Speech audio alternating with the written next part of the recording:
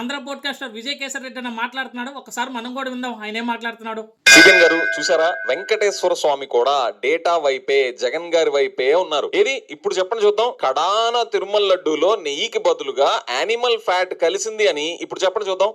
అరే విజయ్ కేసర్ రెడ్డి సన్నాసదవా, నేను ఏ కాలు చెప్పు తీసుకొని కొట్టాలో కూడా అర్థం కావట్లేదురా. అరే బుర్ర తక్కువ సన్నాసులారా, తిరుమలకు సరఫరా అయింది నెయ్యి కాదు, పామాయిల్, దాంతో పాటు కొన్ని ప్రాణాంతకమైన రసాయనాలు కలిపారని చెప్పి సుప్రీంకోర్టు ధర్మాసనం ఏర్పాటు చేసిన సిట్ నిగ్గు తేలిస్తే దానికి వక్ర భాషను జోడిస్తారేంద్రా. మరి తిరుమలకి 60 లక్షల కేజీల కల్తీ నెయ్యి ఎవరు సరఫరా చేశారు, ఎవరు హయాంలో సరఫరా చేశారు? 20 కోట్ల శ్రీవారి లడ్డు ప్రసాదాలు కల్తీ అయ్యాయి. ఈ ఎవరు కల్తీ చేశారు, ఎవరు హయాంలో కల్తీ చేశారు? 250 కోట్ల కల్తీ నెయ్యి స్కామ్ జరిగింది. ఇది ఎవరు హయాంలో జరిగింది, ఎవరు చేశారు?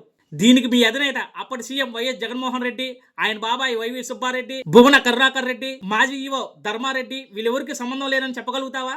శ్రీవారి పాదాలు సాక్షిగా ప్రమాణం చేసి ఈ కల్తీకి మాకు ఎలాంటి సంబంధం లేదని మీ వాళ్ళ చేత చెప్పించగలుగుతావా? దరిద్రుడా.